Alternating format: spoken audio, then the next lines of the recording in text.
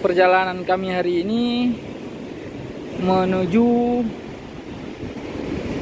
kapal ataupun perahu yang ditumpangi Rohingya yang terapung di Aceh Besar, yang mendarat di Aceh Besar dari Myanmar. Ini kelihatan kapalnya dari jauh. Kami berusaha mendekat.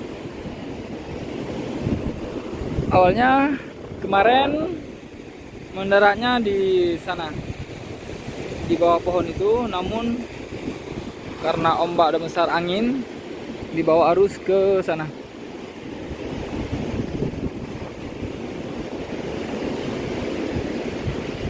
Ini kapal ini ditumpangi sejumlah 52 orang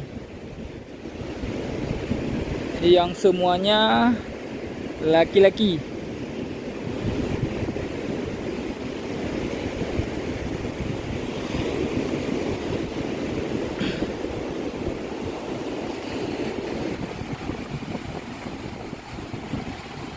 Ini nampak dari jauh.